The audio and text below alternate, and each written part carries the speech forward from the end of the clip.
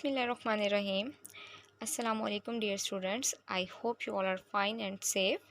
And today we are going to start exercise number 2B. इस exercise में हमने क्या करना है, आपको ने HCF फाइंड करना है और LCM फाइंड करना है। HCF मीन होता है हाईएस्ट कॉमन फैक्टर। ठीक है, फैक्टर्स किस तरह से बनाए जाते हैं, फैक्टर्स क्या होते हैं, आप ऑलरेडी स्टडी कर चुके हैं। जो हम स्टार्ट करते हैं, find question number 4, find the HCF by prime factorisation method and let us take three numbers 64, 148 and 60 and break them down into their prime factors. सबसे पहले हम स्टार्ट करते हैं 64। ठीक है, 64 को जो है हमने we start the dividing by first prime number that is 2। So 2 पे हम करेंगे, क्योंकि मैंने आपको ऑलरेडी रूल्स ऑफ डिविजिबिलिटी जब पढ़ाया था तो आपको ये बता दिया गया था कि कौन सा नंबर जो है वो किस तरह से हमें पता चलेगा कि वो कौन से नंबर पे जाएगा। तो यहाँ पे देखें 64 का लास्ट नंबर 4 है ना, तो 4 जो है वो डिविजिबल बाय 2। सो हम इसको जो है वो किस पे डिवाइड करना स्टार्ट करेंगे, 2 से स्टार्ट करेंगे। ठीक है, तो इसको आपको करना आता है, जैसे कि 2 3 ज़ा 6 एंड 2 2 ज़ा 4 एंड नीचे देन हमने अगेन 32 है एंड 2 भी एंड पे आ रहा है, तो इसका मतलब है अगेन 2 पे जाएगा। तो 2 1 ज़ा 2 एंड 2 6 ज़ा 12 एंड 2 8 ज़ा 16 एंड 2 4 ज़ा 8 एंड 2 1 ज़ा 2। आपने कब तक करना है, जब तक हमारे पास एंड पे 1 नहीं आ जाता। ठीक है, अच्छा जी, उसके बाद है 148 एंड 148 पे भी देखें एंड पे 8 आ रहा है, इट्स मीन कि हम इसको 2 पे डिवाइड करेंगे। ठीक है, तो 2 7 ज़ा 14 एंड 2 4 ज़ा 8। उसके बाद 2 3 ज़ा 6 एंड 2 7 ज़ा 14। फर्दर जो है यहाँ पे हम इसको 37 पे करेंगे, 37 1 ज़ा 37 आ जाएगा, यहाँ तक भी कर लें तो इट्स ओके। नेक्स्ट 60 है, 60 पे एंड पे 0 आ रहा है। 0 जब आ रहा होता है तो हम 5 पे भी कर सकते हैं, हम 2 पे भी कर सकते हैं। तो मैं इसको 2 से स्टार्ट कर रही हूँ। 2 3 ज़ा 6 एंड 0 एंड देन 2 1 ज़ा 2 एंड 15 आ गया, और इसको फिर 3 पे कर दिया और यहाँ पर हमारे पास आ गया। उसके बाद हमने इसके फैक्टर्स लिख लिए, 64 के फैक्टर्स लिख लिए, 148 के भी फैक्टर्स लिख लिए एंड 60 के भी फैक्टर्स लिख लिए। ठीक है, आपने सबके फैक्टर्स लिख लिए हैं। और देखो हमने फाइंड करना था इसमें हाईएस्ट कॉमन फैक्टर, यानी कि HCF हमारे पास क्या होता है, हाईएस्ट कॉमन फैक्टर। हमने देखना है कि इन तीनों नंबर्स में से जो आपके कॉमन होंगे, ठीक है, वो आपका क्या होगा। यानी कि यहाँ पर देखें मैंने इसको सर्कल भी किया हुआ है, जिसका मतलब है कि यहाँ 2 जो है वो कॉमन है और ये जो दूसरे वाला 2 है ये भी कॉमन है। इसके अलावा कोई भी नंबर जो है वो तीनों में कॉमन नहीं है। तो ठीक है, तो HCF क्या होता है, HCF is the product of the factors common to all 3 numbers. ठीक है, तो यहाँ पे हमारे पास सिर्फ ये 2 कॉमन है और ये 2 कॉमन है। हम यहाँ पे 3 टाइम्स 2 नहीं लिखेंगे, हमने जस्ट ये बताना है कि कॉमन कौन सा नंबर है। तो 2 कॉमन है ना, वो भी 2 टाइम, तो 2 2 ज़ा 4। जितने भी नंबर्स कॉमन होंगे उनको हम क्या कर देंगे, मल्टीप्लाई कर देंगे, उनका प्रोडक्ट ले लेंगे। ठीक है, आई होप आपको फैक्टर जो है HCF जो है वो क्लियर हो गया होगा। ठीक है, बाय प्राइम फैक्टराइजेशन मेथड। इसका बी पार्ट देखते हैं। बी पार्ट में क्या है कि अब यहाँ पर भी आपने क्या करना है, 3 नंबर्स आपको गिवन है, तीनों के आपने अलग अलग से हमने क्या लेना है। यहाँ पर भी देखिए 63 है, 63 जो है वो 3 पे जाएगा। 3 2 ज़ा 6 एंड 3 1 ज़ा 3 एंड 3 7 ज़ा 21 एंड 7 1 ज़ा 7।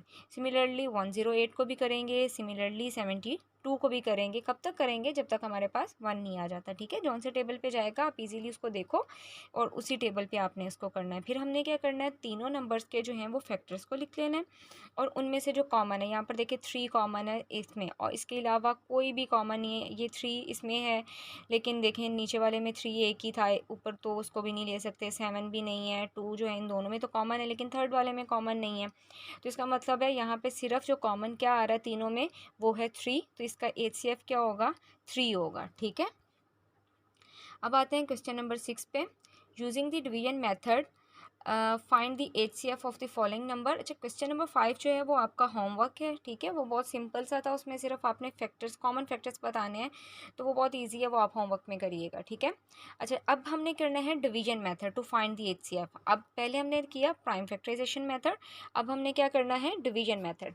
अच्छा जी, डिवीजन मेथड में हमारे पास क्या होता है, देखिए 93 है, तो इसको पहले हम क्या रखेंगे अंदर, 39 पे हम क्या कर रहे हैं, डिवाइड कर रहे हैं। डिवाइड जिसी तरह से आप लोग करते आ रहे हो, जूनियर क्लासेस में भी आपने किया, आपको अच्छे से करना आता है।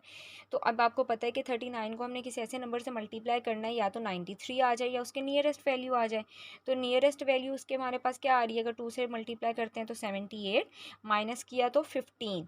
अच्छा, समझने वाली बात इसमें ये है कि अब आपने क्या करना है, देखिए 15 जो है यहाँ पे, अब ये बाहर आएगा, 39 को हम अंदर ले जाएंगे, ठीक है।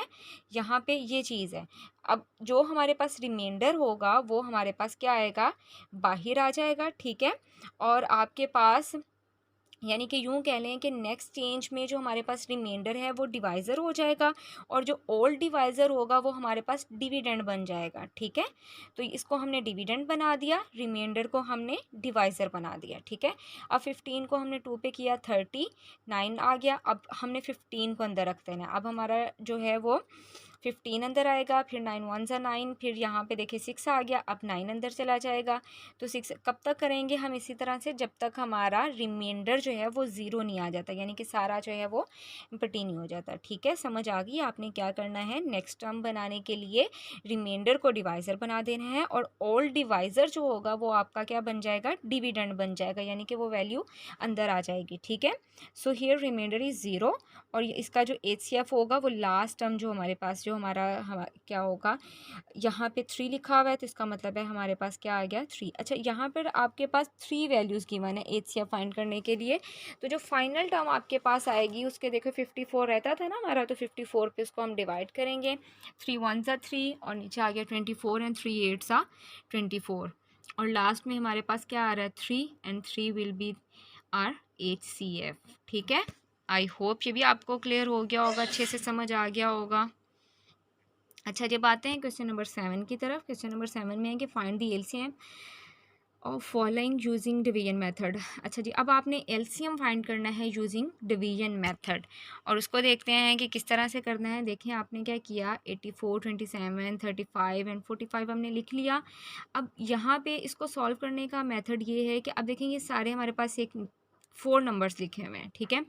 अब आपने क्या करना है कि हमने जब इसको डिवाइड करना स्टार्ट करना है, तो हमें जो नंबर चाहिए होगा वो यहाँ पे कुछ भी, मतलब कि अगर मैं 2 से कर रही हूँ ना, तो ज़रूरी नहीं है कि इसका हर नंबर जो है वो 2 को डिवाइड कर रहा हो, ठीक है।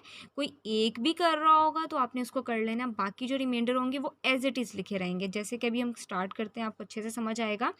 जैसे देखें, 2 4 ज़ा 8 एंड 2 2 ज़ा 4, ठीक है। इसके अलावा 27 2 पे डिवाइड नहीं होता, 35 भी नहीं होता, 45 भी नहीं होता, तो हम उसको एज इट इज़ लिखा रहने देंगे, ठीक है।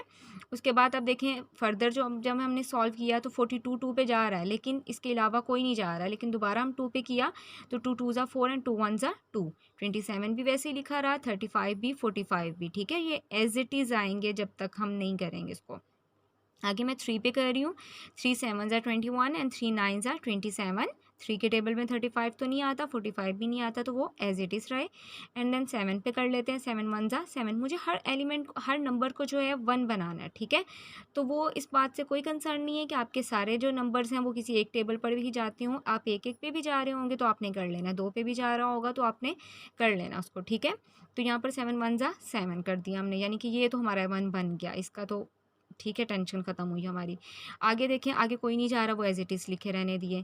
फिर मैंने क्या किया जी, 3 3 ज़ा 9, आगे फिर फर्दर लिखे रहने दिए। 3 1 ज़ा 3, ये भी 1 बन गया। अब इन 2 की बारी आ गई, तो 5 पे कर लेते हैं। 5 7 ज़ा 35 एंड 5 9 ज़ा 45। अगेन 7 पे कर दिया, ये भी 1 बन गया। 9 एज इट इज़ रहा, क्योंकि 7 के टेबल पे 9 तो नहीं आता। एंड देन 3 3 ज़ा 9 एंड 3 1 ज़ा 3 कर दिया आपने, ठीक है। तो इसमें हमारे पास ये इस तरह से आपने सॉल्व करना है। बहुत ईजी है, सिंपल है, थोड़ा सा डिफरेंट है, लेकिन बहुत अच्छे से समझिएगा, बहुत अच्छे से इसकी प्रैक्टिस कीजिएगा, इंशाल्लाह आपसे अच्छे से हो जाएगा, ठीक है। और अपना बहुत सारा ख्याल रखिएगा। Thank you for watching. अल्लाह हाफिज़।